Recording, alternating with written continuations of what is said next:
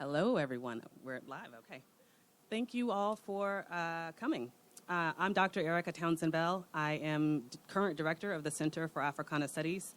I'm also an associate professor of political science here at Oklahoma State University. It's a little too tall for me. And I want to thank you for joining us. Good? Oh, thank you. And I want to thank you for joining us in this time of commemoration and celebration. OSU's Center for Africana Studies and Development was inaugurated on January 25th, 2007, under the leadership of Dr. Amilcar Shabazz and at the behest of members of OSU's African Student Organization. They saw a need to link and foster connections between the work and study happening here at OSU and the African world more broadly. As it often happens when you have good people, that reputation extends beyond the institution.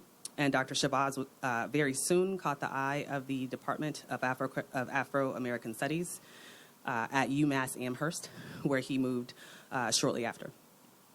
His tenure was followed by that of Dr. Jason Kirksey, who currently serves as OSU's VP for Diversity and who took over the role of director by December of that same year. During his tenure as head of Africana, Kirksey did much to grow the program, helping to foster the minor, offering a variety of education programs, organizing a steering committee, and bringing speakers to campus, among many other initiatives. Dr. Kirksey was followed by Dr. Larica Wingate, who during her 2014 to 2017 term embarked on a round of collaborative introspection about what a changing OSU community envisioned for the center, resulting in a move to the more diasporic side, with increased attention to the Black experience in the United States and surrounds. And after Dr. Wingate's time as director, Dr. Shyla Mera and Professor Lawrence Ware served as co-directors. During the time of their tenure, the minor grew significantly in terms of numbers and courses offered, along with course enrollments. And the groundwork for much of what I am building on since my time here, starting in October of 2020, in terms of faculty growth and the center expansion, was laid. So we gather here today to celebrate the tradition of academic excellence that those previous directors and the numerous faculty, staff, and students who engaged with the Center for Africana Studies installed, and also the current progress we've made, along with the future opportunities the center will offer. As you've heard in this very brief and incomplete historical recap, the identity and even the name of the center have shifted somewhat over time to emphasize African studies, Black or African American studies, and Africana studies. So as we gather to commemorate the work of this center thus far and its move toward the future, it's worth pausing briefly to establish how we understand that legacy now. That is, what is Africana Studies' role at OSU, and where might we take it next? First, we note that Black or African American studies, African studies, and Africana studies all have somewhat different foci over space, time, and populations. So they are not interchangeable, but they are all vital. As with African and Black studies, Africana shares a foundation of inter- and multidisciplinary academic approaches devoted to systematic analysis of the cultural, political, social, economic, and historical experiences of Black peoples. In the case of Africana, that focus extends to people of African descent wherever they are. So that is to say that when we study in the Africana tradition, we study the world. We study and teach about patterns of race and suicidology and Black mental health, as does Dr. Wingate.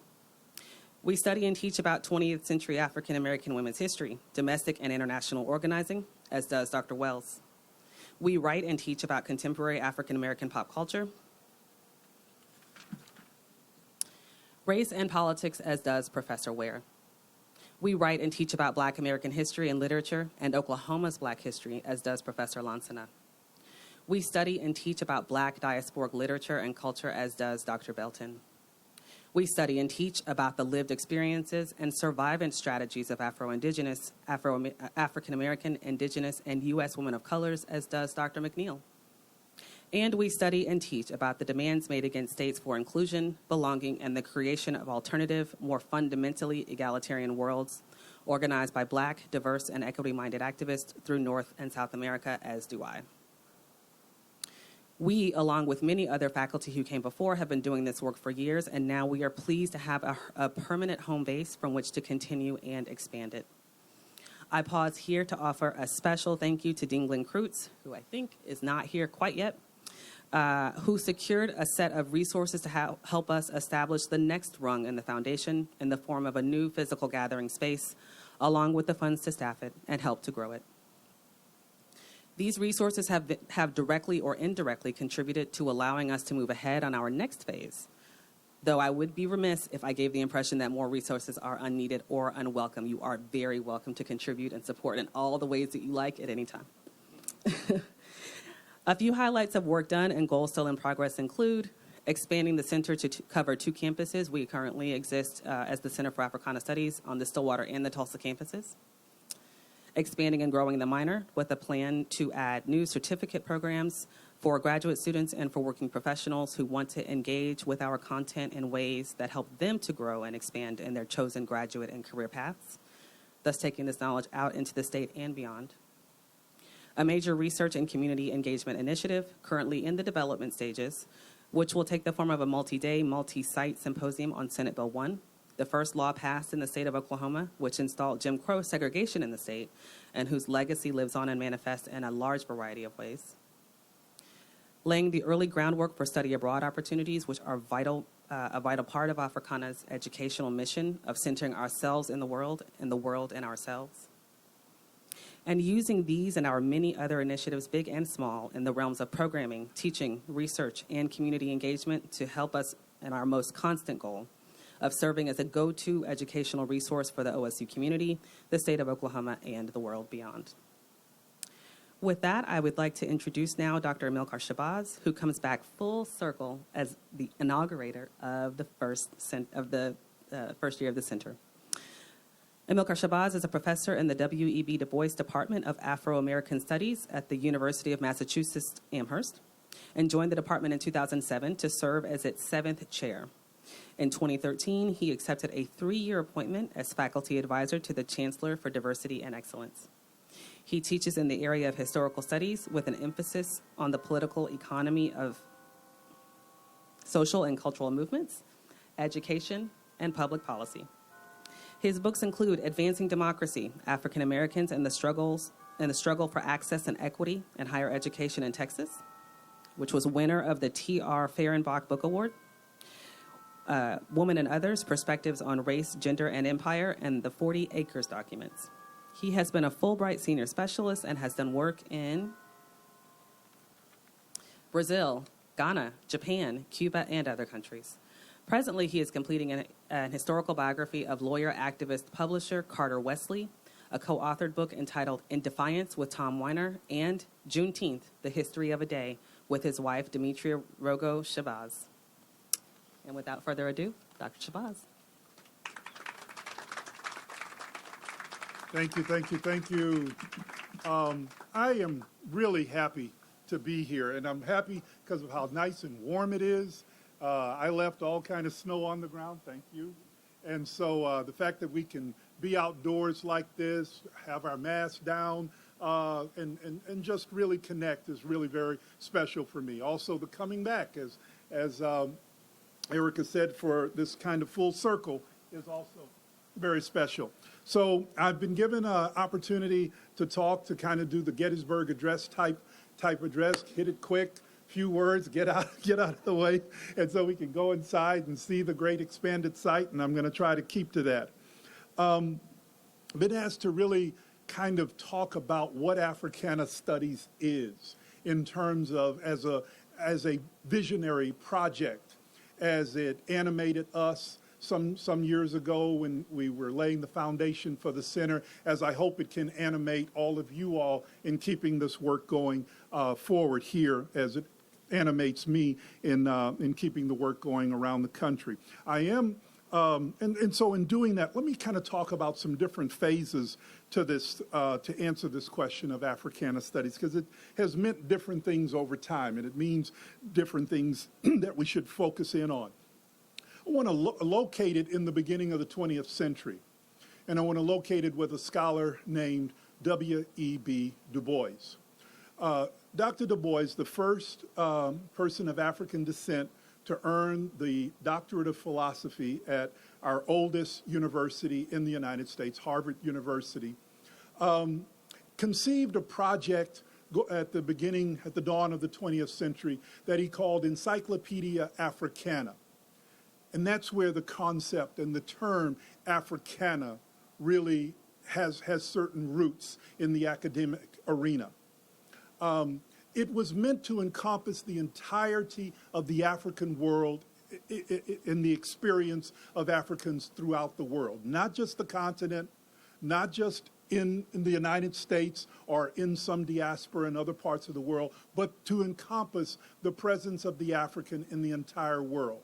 You had at that time Encyclopedia Britannica, okay? And Britain, of course, being the place of the empire where the sun never sets, right?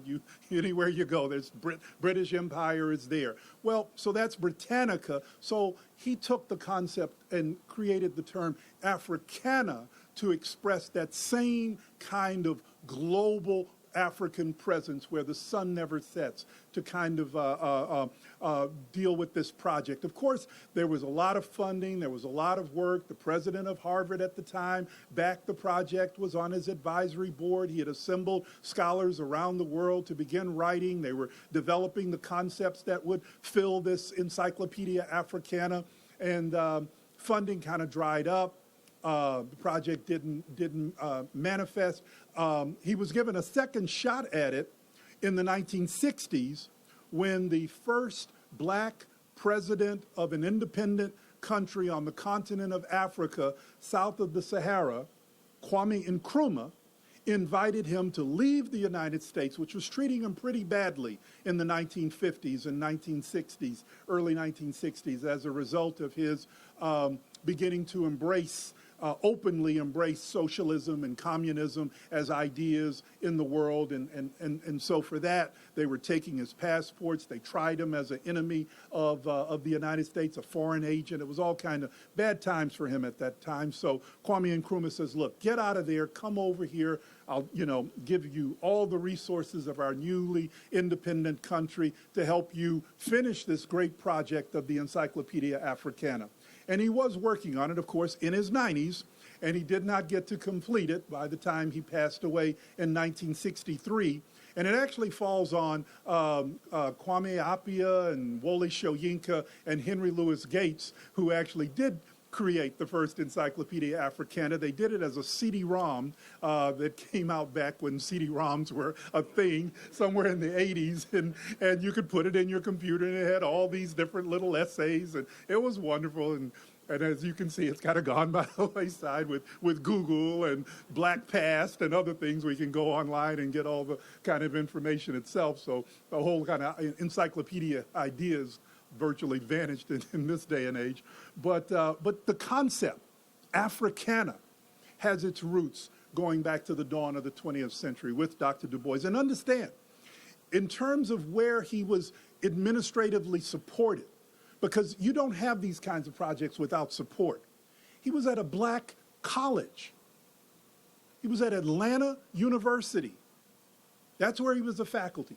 Now, here's someone with the impeccable credentials, had studied at the top university in Europe, in Germany, had studied a degree from Harvard, and briefly was at an Ivy League school, University of Pennsylvania, but only as a researcher, okay, with outside funding, where he wrote the first work of urban sociology, The Philadelphia Negro, right? Based on actual door-knocking, survey, talking in the black part of Philadelphia, what's going on with you, compiled all of this, analyzed it, and produced the first work of urban sociology, The Philadelphia Negro. So he had a little office, he had, a little space at University of Pennsylvania, but by the time that work was completed and the book is out, there's no effort by University of Pennsylvania to pick him up and keep him there as a faculty. It just was not done. So-called predominantly white institutions, they just weren't hiring. You don't start getting them hiring anyone of African descent as full-blown faculty until about the 40s. And actually in the discipline of sociology, Bradley in Peoria, Illinois is one of the first places. My university, sociology again, hired a man named who's still alive in our community, was hired in the late 40s. But before that, most PWIs just don't touch anyone of African descent, regardless of their credentials, regardless of their skills. It just isn't done in a white supremacist America. All right. So like that, he's at a historically black college. He's at Atlanta University, and this is where he is based and is developing what we can call Africana Studies as a project. He had these series of annual conferences on different aspects of the Negro, as the term was then, on black folks. It could be on economics one year. It could be in education another year. It could be another topic. And each year he would survey, he would amass what is the state of the discipline, the data. He'd get the best minds together to talk about those issues. And there's a series, what they call the Atlanta University series of these studies that was, again, the foundation of what we could call Africana Studies in that early 1900s. So it moves along from there. It's mostly to what extent you have any courses being taught in American higher education on race relations, Negro literature, Negro history. It's at black colleges. It's nowhere else. There's a little effort in the 40s to start doing race relations courses. If you dig into the history of Oklahoma State, you might find a race relations course coming about somewhere at some point, 50s, 60s, who knows. But in general, most of any type of actual instruction, actual courses, it's mostly happening in what we today call our historically black colleges and universities. 1960s, everything changes. Everything begins to change, okay? The force of the civil rights movement, the force of the human rights movement, the force of black power, the force of so many other dynamics begins to change the geography of higher ed, change the question, these issues, and especially as a colleague in my department once wrote, in 1968, Black Studies was born because a man died. What man would that be? 1968. Martin Luther King Jr. Dr. King's assassination, it was like the murder of George Floyd. And watching those 8-9 minutes on your cell phone, on your computer, on your television, bombarding that image of a man being murdered before your eyes, begging, "Mama, Mama." Just the kind of impact that has had in American society, that's what 68. In April of 1968, the murder of Dr. King began to ripple. It wasn't, overnight, but it started to have that effect, especially in the black community. Because remember, there were the urban rebellions all over the place after 68.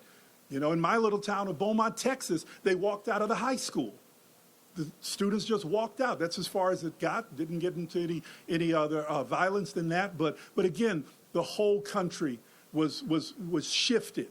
And one of the shifts was get them off the streets. The foundation started saying, particularly the smartest ones, get them off the streets, get them into college instead. Rather than let them be there starting to plan urban guerrilla warfare and change America that way, let's get them into college. And so Ford Foundation starts, my own campus, starts $1 million in $69.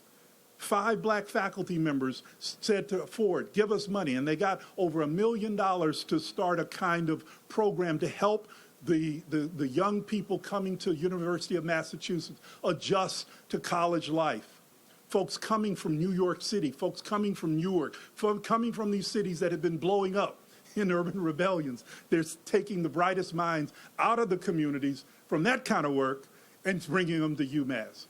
So what do they do when they come to UMass? Think they're just going to sit back and talk about, let's go play lacrosse?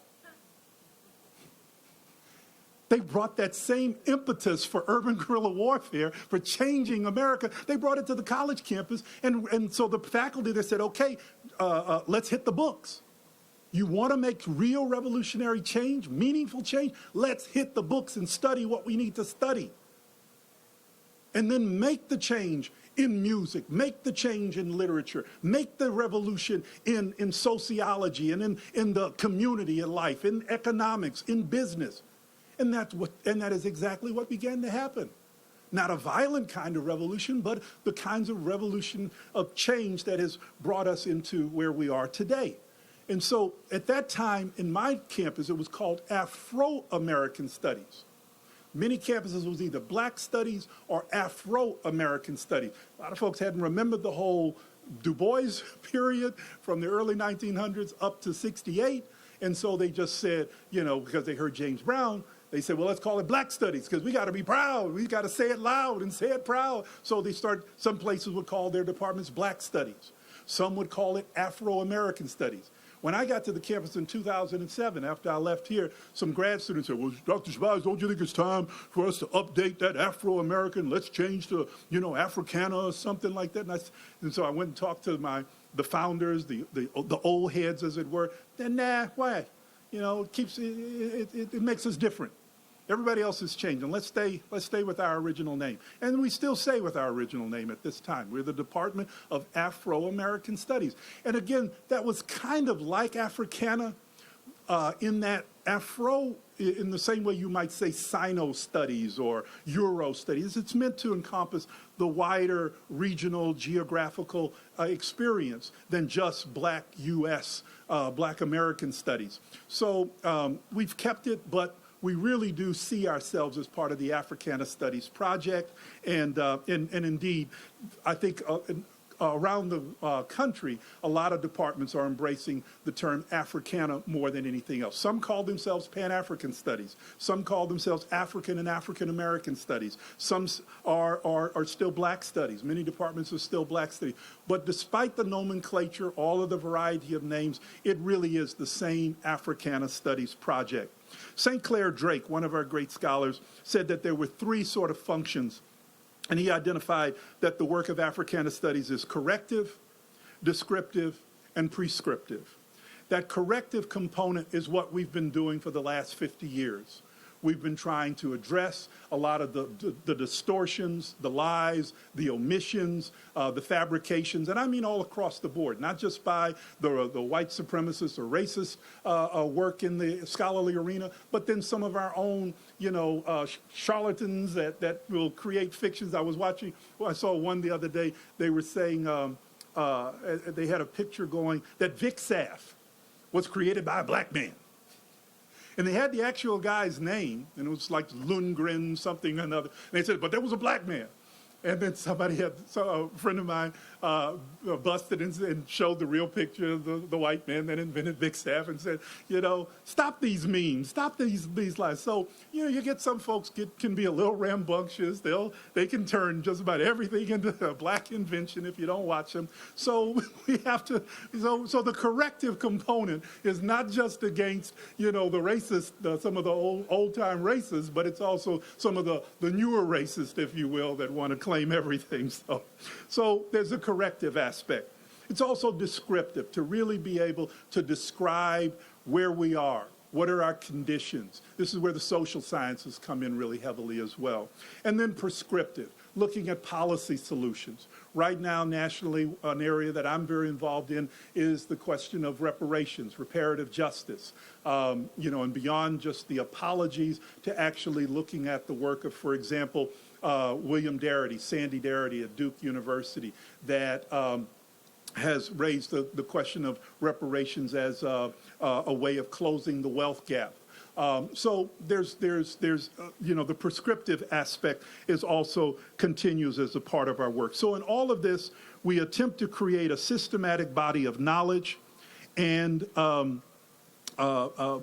based on the experience, the lived experience and of people of African descent around the world. So I commend the efforts to expand that project here.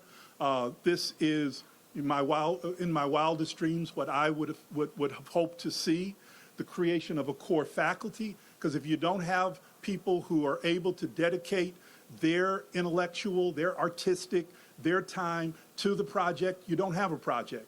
So you have to have a core. You have to then connect that with a wide affiliated faculty group, and really then begin to empower that network of folks to work both internally for the campus with their courses, with the events, the speakers they can bring to campus, the kinds of research projects, but then also it begins to ripple out beyond that in terms of how you affect what is going on nationally. Oklahoma was in the news quite a bit last year. A lot of our attention was riveted as we remembered the centennial of the Tulsa Race Massacre.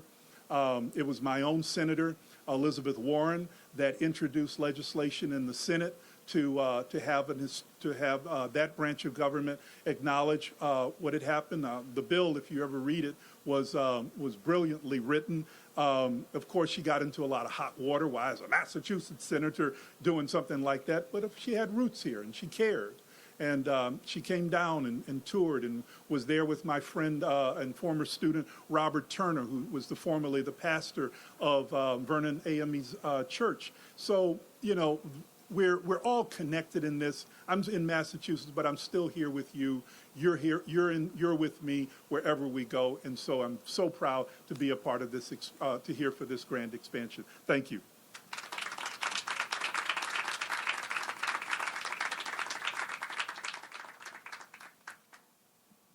I'm bringing this down only temporarily, I'm sure.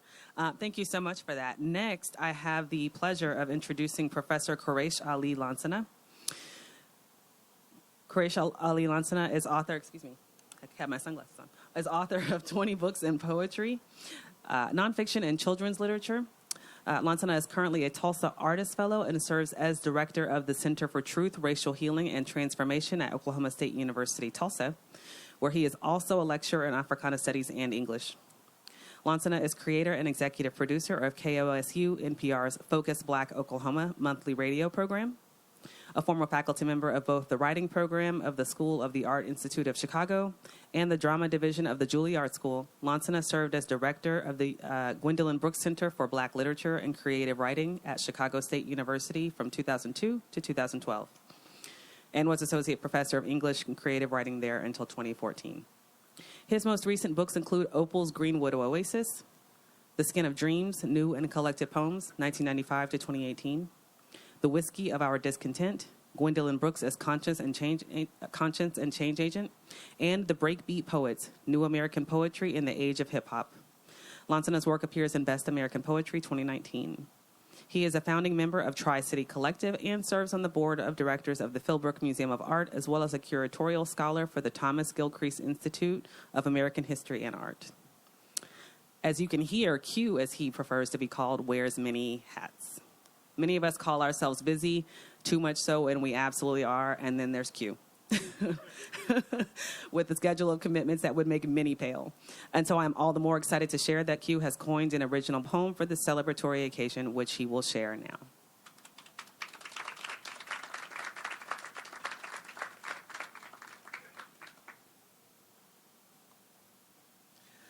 Thank you, Dr. Townsend-Bell. And I want to thank all of you for being here, and particularly my two students who showed up. Because that's what this is about ultimately, right? Sankofa. It is not taboo to fetch what is at risk of being left behind. The Akan people of Ghana. It is the offerings of sacrifices that brings blessings. Neglect of sacrifices blesses no one. A Yoruba phrase. 1. San, return. If one is alive for as long as we remember them, why do some choose only to remember what they choose? A selective amnesia of pejorative redemption. Who gets to live again? Who determines another story? What is history but gathered memories? Our communal blood trees, our muddled antiquity, our woven realities. Fed textbooks of erasure, cold by desperation and fear. This space is reunion, a coming back to self, A seat at Big Mama's table after years of junk food narratives. Black joy, the first course. Black struggle, the second course. Black love, the third course. Black truth, the menu. Down home soul with African roots. All are welcome. 2. Go. 1890 to 1907 to 1949 to 1957. From Oklahoma A&M to Senate Bill number 1 to Miss Nancy to Mr. Pittman. To Afro-Indigenous, to Friedman, to Booster, to McCabe, to Gurley, to Smitherman, to Dungy, to Williams, to Stratford, to Ellison, to Miss Ada, to Miss Clara, to Miss Maxine, to Dr. Shabazz, to Dr. Kirksey, to Dr. Wingate, to Dr. Mera, to Dr. Townsend-Bell, to Dr. McNeil, to Dr. Wells, to Dr. Ware, to Dr. Belton, to you, to now and tomorrow. Stay open yet grounded, Watoto. You have little idea where your journey will lead, but you must know from where you come. 3. Fa.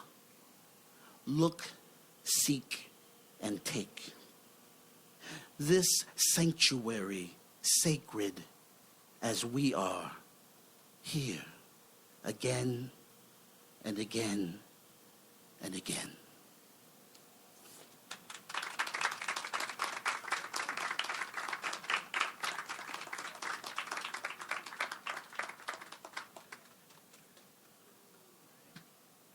You didn't know you were going to get all that, did you? All right. And finally, allow me to introduce Dr. Jeanette Mendez, who is currently serving as interim provost and senior vice president of academic affairs. In another full circle, it was Dr. Mendez who helped to bring me from my former institution here to OSU. And we are so pleased to have her here now to help commemorate this day. Dr. Mendez. Thank you all. I'm so excited to be here. But first, let me take a minute and recognize President Casey Shrum, our first female president of OSU. We're happy she's here. She's in the back. Thank you for taking time out of your busy day to join us. I'm so excited to be here to celebrate our commitment to this important component of our educational experience here at OSU. I strongly support the Africana Studies and interdisciplinary approach to understanding and engaging the diversity of the Black experience. In fact, I've been fortunate to see this program grow over the years through the leadership now of 2 close colleagues of mine in political science. And that makes this day even more special to me and personally to see them here and recognize their efforts today. Today, we recognize the need for a vibrant space for the Center for Africana Studies that goes beyond the traditional academic disciplines to help students find themselves in the continuum of knowledge. We are excited about the grand expansion today and are looking forward to its continued growth. In the coming years, we should envision the center leading efforts in the following areas: developing a certificate for working professionals that satisfies the community's thirst for knowledge and addresses the needs of the community, hosting a variety of symposia, teaching and learning initiatives to help disseminate knowledge and support our land-grant mission of OSU, growing the center in Tulsa as well as here in Stillwater, serving as a focus for the expertise that we are bringing to the table with this interdisciplinary approach, and becoming the go-to resource for groups in and outside of the OSU community interested in engaging questions of the African American and African diasporic experience.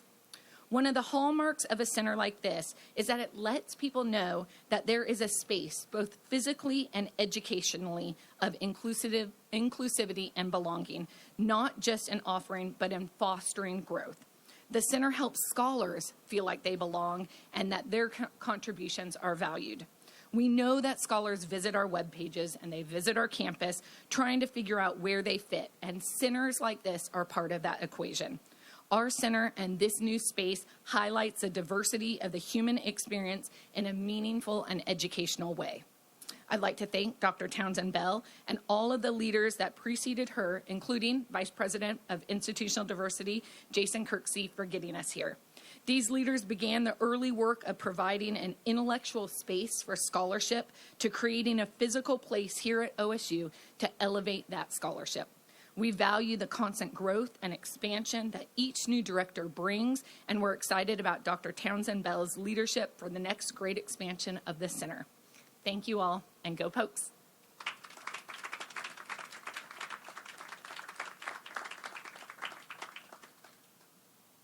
Thank you so much. We have had some powerful words here today, but it's time to stop talking and start moving. I'd like to invite you now to join us in the center, where you can browse the space itself and participate in an art project that we're hosting here today with the help of Professor Suzanne Thomas, who I think is inside waiting for us. Briefly, Professor Thomas earned her BSA here at OSU in 1988 in receiving a Bachelor of Fine Arts before going on to earn an MFA from Southern Illinois University. She is currently Professor of Art at Rose State College in Midwest City, Oklahoma. We invite you to visit her area inside the center and participate in an Adinkra fabric stamping project. Adinkra symbols express various themes that relate to the history, beliefs, and philosophy of the Asante. They communicate proverbial meanings and thus serve as part of a larger symbolic wisdom system that helps to communicate deep truths in visual form. We invite you to participate in articulating our own deep truths and goals for the Oklahoma State University community, collectively articulating our vision for humanity in a form that will eventually come to hang on the center's wall. So with no further ado, we can commence inside. Thank you.